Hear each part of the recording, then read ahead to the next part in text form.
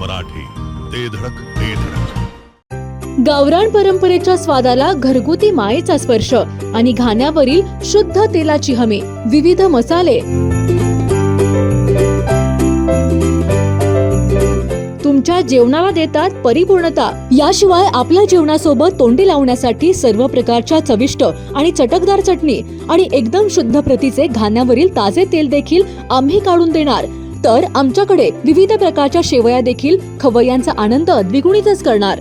महात्मा गांधी विद्या मंदिर समोर विट्याचा राजा कॉर्नर येथे आजच या आणि अनुभवा ओम श्री गुरुमाऊलीची झणझणीत दर्जेदार चव. ओम श्री गुरुमाऊली स्पेशल चटणी, ड्रायफ्रुट्स अँड मसाले, चव जी कायम लक्षात राहील. संपर्क आपल्या स्क्रीनवर. जिल्हा परिषद सदस्य माधवी पडळकर यांच्या विरोधातल्या याचिकेबाबत महत्त्वपूर्ण माहिती समोर आली आहे. विद्या मोटे यांनी दाखल केलेल्या याचिकेनंतर मोठ्या घडामोडी समोर आल्यात. माधवी पडळकर यांच्या विरोधातील मोटे यांच्या याचिकेला विटा न्यायालयाने फटकार लगावली आहे.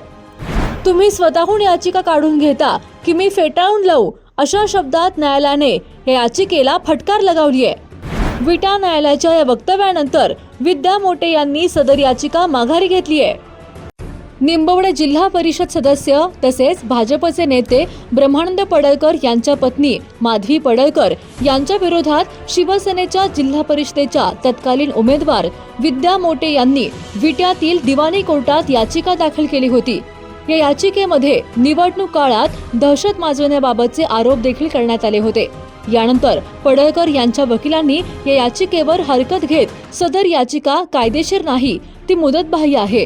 तसेच दिवाणी न्यायालय वरिष्ठ स्तर या न्यायालयाला निवडणूक याचिकेची सुनावणी घेण्याचे अधिकारच मुळात नसल्याने मे दिवाणी कोर्टाने विद्या मोटेंच्या वकिलांना विचारणा केली की तुम्ही स्वतःहून याचिका काढून घेता की मी फेटाळून लावू. यावर विद्या मोटे यांच्या वकिलांनी पक्षकारांशी सल्लामसलत करून नाईलाजास्तव दाखल केलेली आपली याचिका काढून घेतली आहे. जिओ मराठी, ते धडक